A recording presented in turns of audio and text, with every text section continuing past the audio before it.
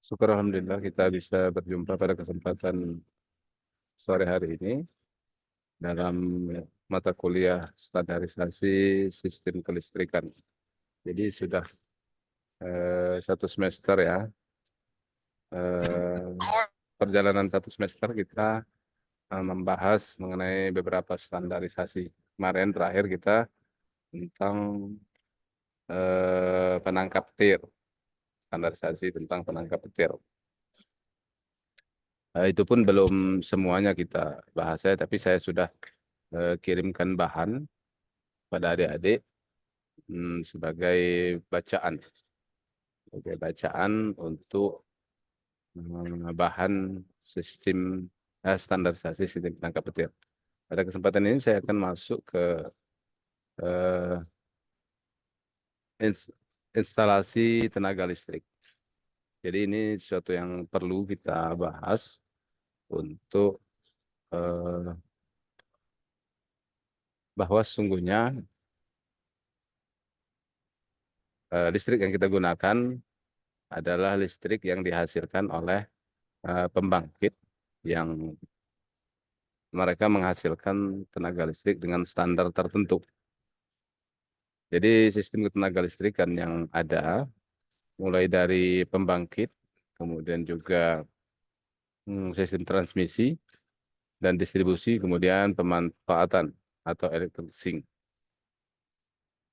Jadi instalasi tenaga listrik itu terdiri atas eh, instalasi penyediaan tenaga listrik, yaitu pembangkit tenaga listrik, instalasi transmisi tenaga listrik, dan instalasi distribusi tenaga listrik. Jadi ini penyediaan tenaga listrik ini dimiliki oleh utilitas atau boleh disebut PLN. Kalau kita di Indonesia ini disebut dengan penyediaannya adalah PLN.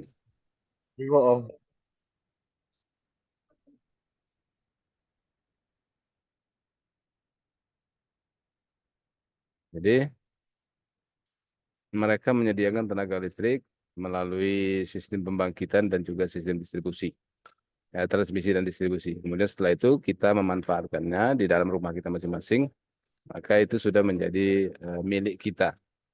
Makanya pembayaran tenaga listrik itu setelah meteran listrik, setelah meteran listrik. Jadi tanggung jawab dan kepemilikan tenaga listrik itu setelah meteran listrik. Makanya ketika kita mau memasang lampu jalan, kemudian kita memanjat sendiri tiangnya dan memasang sendiri, itu suatu pelanggaran. Kenapa? Karena eh, kepemilikan tenaga listrik itu setelah eh, perangkat pengukur atau meteran listriknya. Kalau di perusahaan biasanya meteran listrik itu di apa di kubikel, di suatu ruangan yang disitulah nanti ada meteran mencatat tenaga listrik yang digunakan. Setelah meteran sampai ke dalam itu merupakan tanggung jawab daripada si pelanggan itu. Nah, makanya mereka bisa mengutak-atiknya. Makanya ada satu ini juga sebenarnya ketika kita memasang PLTS, kemudian dia terpasang on grid langsung ke jaringan, tapi ada aturan bahwa kita tidak boleh memasang PLTS secara on grid. Nah, terkecuali kita mematuhi aturan eh, ekspor impor, meteran ekspor impor. Jadi kalau kita pasang sendiri secara on grid itu tidak dibolehkan. Padahal sebenarnya setelah meteran listrik itu adalah hak ataupun kepemilikannya pada pengguna atau masyarakat. Maka ketika masyarakat mau menginovasi, kemudian mereka membuat rekayasa di dalam itu, mereka berhak saja karena setelah meteran listriknya. Kemudian instalasi pemanfaatan tenaga listrik meliputi instalasi pemanfaatan tegangan tinggi, kemudian tegangan menengah, dan tegangan rendah. Kalau tegangan tinggi itu di transmisi, yang tiang-tiang towernya biasanya untuk menyalurkan dari pembangkit ke bebannya yang ada di tempat-tempat yang besar seperti di kota atau di perkomplekan pabrik. Kim, kalau di Medan ada Kim 1, Kim 2 gitu kan. Mereka punya gardu induk. Kenapa? Karena dari pembangkit itu langsung disalurkan ke tempat mereka. Kemudian juga dari transmisi, distribusi, kemudian baru dimanfaatkan oleh penggunanya atau masyarakatnya. Oke, lanjutnya ya, kita diagram satu garis sistem tenaga listrik. Ada pembangkit, kemudian gardu induk, transmisi tegangan tinggi sampai 500 kV.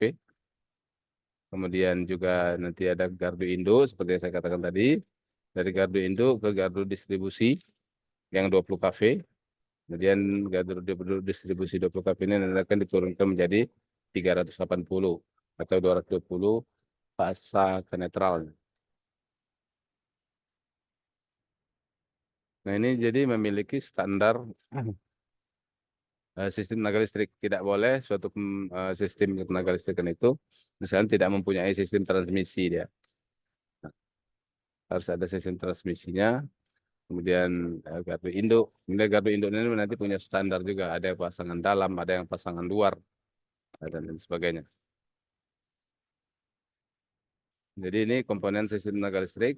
Nah, ada pembangkit listriknya atau pusat listrik, kemudian transmisi, gardu induk, baru sistem distribusi dan ke penggunanya. Kemudian kita mengenal juga sistem interkoneksi. Nah, interkoneksi itu adalah sistem tenaga listrik yang terdiri dari beberapa pusat listrik dan gardu induk yang dihubungkan satu sama lain melalui saluran transmisi dan melayani beban yang ada pada seluruh gardu induk. Jadi pada sistem interkoneksi itu ada banyak gardu induk, bahkan ada banyak pembangkit yang disatukan dalam satu line transmisi. Nah, misalnya sistem interkoneksi Sumatera, maka seluruh Sumatera itu terkoneksi dalam satu jaringan. Jadi jaringan transmisi itu merupakan selain sebagai induk tempat mengambil jaringan listrik atau tenaga listrik untuk semua lokasi-lokasi yang ada. Jadi artinya dari sistem interkoneksi itu semua orang yang ada di Pulau Sumatera ini boleh mengambil tenaga listriknya.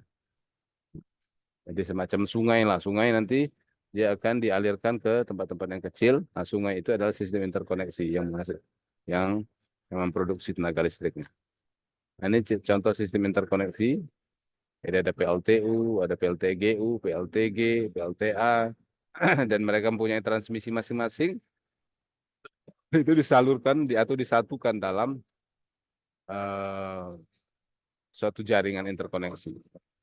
Sehingga apa gunanya interkoneksi ini adalah untuk memperkuat keandalan.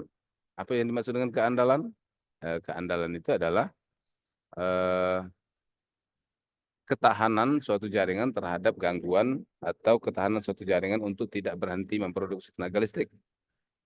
Jadi dikatakan handal kalau dia tidak berhenti untuk memproduksi tenaga listrik atau mengalirkan tenaga listrik kepada konsumennya.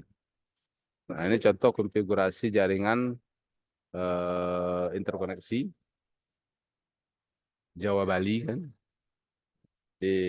Terdiri dari banyak gardu induk dan lain sebagainya. Makanya ketika terjadi gangguan di suatu tempat, itu akan mempengaruhi tempat yang lain. Nah, katakanlah gangguan di ujung kiri ini akan mempengaruhi gangguan kondisi jaringan di ujung kanan bawah ini. Kenapa? Karena namanya interkoneksi. Jadi dari satu tempat ke tempat yang lain itu terhubung.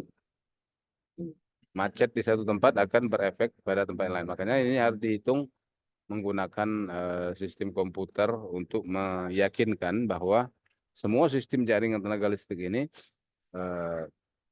akan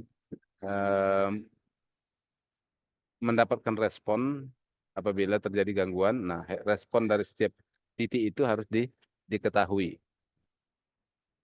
Dan itu pasti terjadi. Kalau mengapa tegangan tinggi, standar transmisi daripada tenaga listrik itu adalah jaringannya dari 76 kV tadi, kemudian 150, 250, 500 sampai ada yang 1000 kV. Jadi itu semua jaringan tenaga listriknya.